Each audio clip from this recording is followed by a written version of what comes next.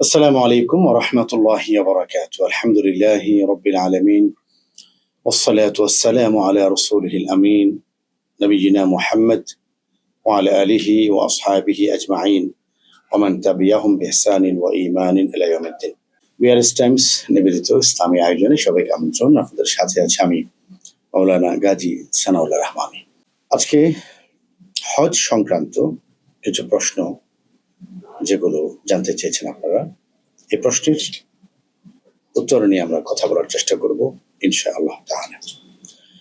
আমি যদি ভুল না করে থাকি, বাংলাদেশের প্রায় 50,000 বা 56,000, আমি আজকে মিডিয়াতে যেটা দেখেছি 56,000 হজযাত্রী ইতিমধ্যে দেশে ফিরে এসেছেন, এবং আমি যেটা জানি যে 74,000 অর্থাৎ 70,000-এর অধিক হজযাত্রী বাংলাদেশ থেকে 2026 সালে হজ পালন করতে গিয়েছেন।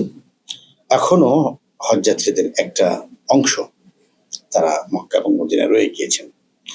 রব্বুল আলামিনের কাছে কায়মানুবাক্যে দোয়া করি 2026 সালে যত মানুষ তালবিয়া পড়েছেন, লাব্বাইক বলেছেন, আরাফার ময়দানে হাজির হয়েছেন, মিনা মুজদালিফায় হাজির হয়েছেন, মানাসিকুল হজ, হজের মানাসিকগুলো পালন করেছেন, রব্বুল আলামিন প্রত্যেকের হজকে কবুল করুন, আমরা উচ্চারণ করি আল্লাহুম্মা আমিন। বিআরএস টাইমস আপনাদের সাথে হজের আগে থেকে ছিল, এবং বিআরএস টাইমসের পরিবেশনায় আমিও হজ সংক্রান্ত, হজের প্রস্তুতি সংক্রান্ত কিছু আলোচনা আপনাদের সামনে উপস্থাপন করার চেষ্টা করেছি। সেই আলোচনাগুলো যদিও আমাদের হৃদয়ে টাচ করে থাকে, আলোচনাগুলো যদি আমরা হৃদয় দিয়ে ধারণ করে থাকি এবং আমাদের হজের সফরের ক্ষেত্রে কোনো কল্যাণ বয়ে এনে থাকে, আলহামদুলিল্লাহ, এটা আমাদের জন্য সবচেয়ে বড় প্রাপ্তি। আমাদের ভাই জানতে চেয়েছেন হজ পরবর্তী জীবন কেমন হবে। অত্যন্ত গুরুত্বপূর্ণ একটা বিষয়, লাইফ আফটার হজ, আল হায়াতু বা'দাল হজ, হজের পরের জীবন। একটা জীবন আছে আল হায়াতু বা'দাল মাউত, লাইফ আফটার ডেথ অথবা লাইফ আফটার লাইফ। এই জীবনের পরেও আরেকটা জীবন আছে,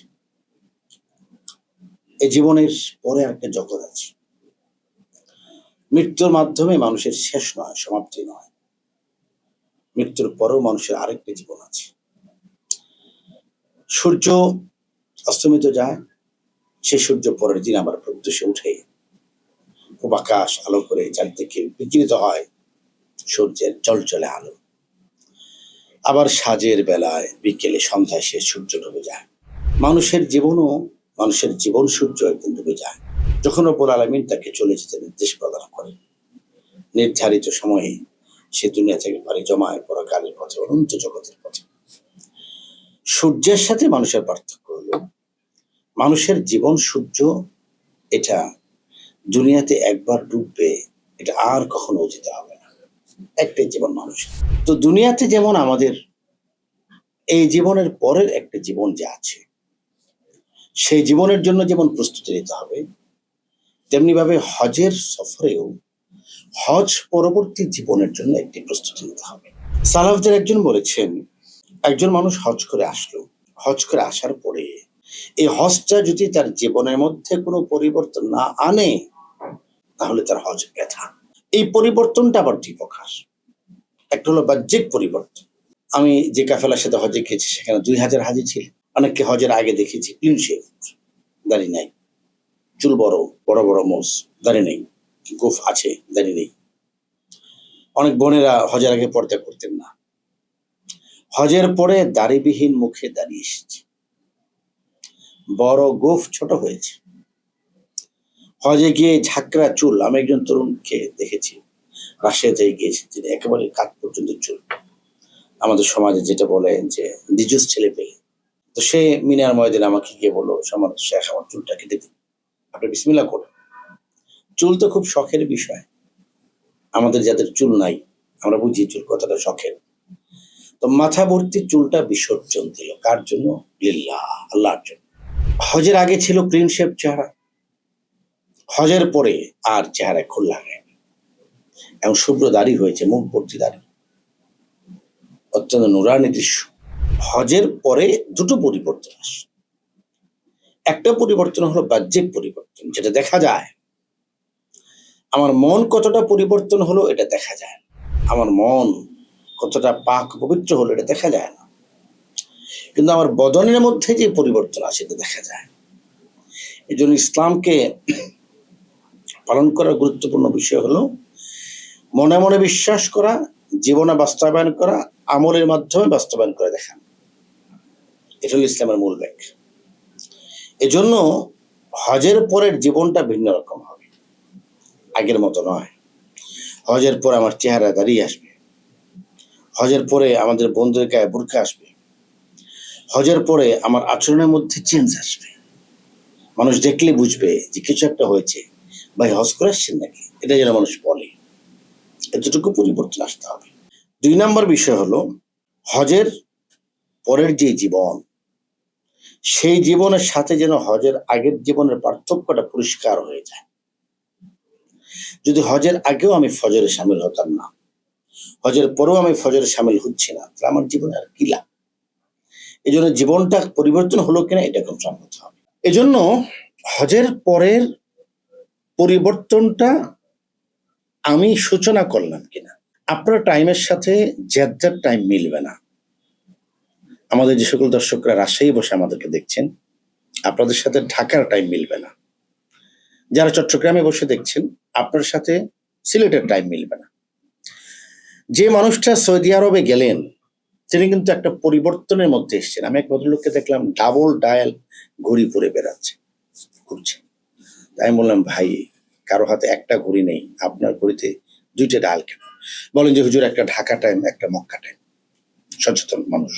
তো আপনি যখন মক্কায় গেলেন, ঢাকার সাথে 3 ঘন্টার একটা পরিবর্তন, সময়ের পরিবর্তন এলো, কথাবার্তায় পরিবর্তন এলো, আবহাওয়ায় পরিবর্তন এলো, সূর্য তাপে পরিবর্তন এলো, খাদ্যে পরিবর্তন এলো, ইবাদতের মধ্যে পরিবর্তন এলো, আমার লাইফ স্টাইলে পরিবর্তন এলো।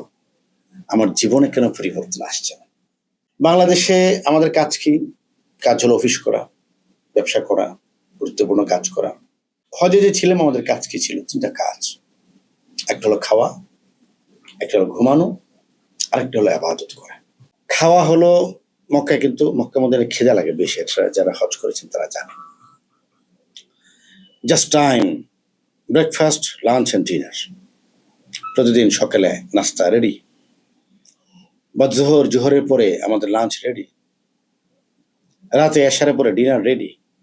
এর মাঝখানে আবার আসর থেকে মাগরিব পর্যন্ত এই সময় পুদিনা পাতার চা, দুধ চা, তারপরে একটু খেজুর অথবা একটু ডেজার্ট। মানে সেখানে হলো প্রথম খাওয়া দাওয়াটা আমাদের কনফার্ম। 2 নম্বর হলো ঘুম।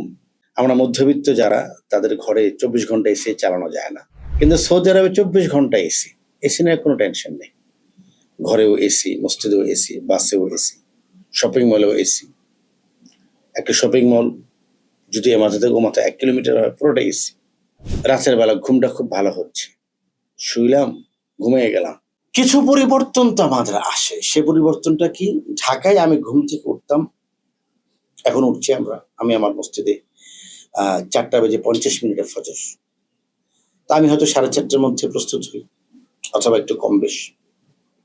আপনারা যারা আমাকে দেখছেন এবং শুনছেন, সৌদি আরবে কিন্তু আমরা প্রস্তুত হতাম রাত 3টায়। কেন? 3:15টায় তাহাজ্জুদের আযান। আমি যদি 3টার মধ্যে রওনা না করি, তাহলে আমি মসজিদে হারামের সীমানার মধ্যে ঢুকতে পারবো না। আমাকে দূরে দাঁড়াতে হবে, অনেক দূরে, একেবারে কাকরাইল মোড়ের মধ্যে, মানে সেই মিসফারা ব্রিজের মাথায়। এই জন্য আমরা একটু আগে আগে চলে যেতাম। আমার প্রশ্নটা হলো যে রব্বুল আলামিন যখন আমাকে গোটা হজের সফরে পরিবর্তন করে দিলেন, টাইমের পরিবর্তন হলো, বৃষ্টির পরিবর্তন হলো, রৌদ্র তাপের পরিবর্তন হলো, আমার শিডিউলের পরিবর্তন হলো, খাওয়া, ঘুম, ইবাদত পরিবর্তন হলো, আমার হৃদয়টা কেন পরিবর্তন হচ্ছে না? সালাফরা বলেছেন, কোন ব্যক্তি যদি তার বাহ্যিকটাকে পরিবর্তন করে, বাহিরেরটাকে পরিবর্তন করে, আল্লাহ তার ভিতরেরটা পরিবর্তন করে দেন। যারা হজ করে এসেছেন, আমি আপনাদেরকে রিকোয়েস্ট করব, আগে চেহারায় দাড়ি ছিল না, এখন যেন দাড়ি থাকে, এটা পরিবর্তন। যে বোনেরা হজ করে এসেছেন, আমার বোন, আপনি যতদিন হজে ছিলেন আপনি হিজাবটা পরেছেন, হজ থেকে আসার পরে যেন গা থেকে হিজাবটা পরে না যায়, এটা পরিবর্তন। হজে যাবার আগে ঘুষ খেয়েছেন, হজের পরে ঘুষ খেতে পারবেন না। হজে যাওয়ার আগে সুদ খেয়েছেন, হজের পরে সুদ খেতে পারবেন না। হজে যাওয়ার আগে কবিরা গুনাহ করেছেন, হজের পরে কবিরা গুনাহ করার কথা না। এজন্য রব্বুল আলামিন হজের মধ্যে আমাদের জীবনাচারের মধ্যে যেমন পরিবর্তন এনেছেন, আমাদের উচিত আমাদের বিশ্বাসের মধ্যে পরিবর্তন আনা, ইবাদতের মধ্যে পরিবর্তন আনা, আমাদের জীবনের মধ্যে পরিবর্তন আনা। যদি এই পরিবর্তন আনতে পারি তাহলে আমি বলবো যে আমাদের হজ কবুল হয়েছে, হজ মাবরুর হয়েছে ইনশাআল্লাহ তাআলা। জাযাকাল্লাহ খাইর। আসসালামু আলাইকুম ওয়া রাহমাতুল্লাহি ওয়া বারাকাতুহু।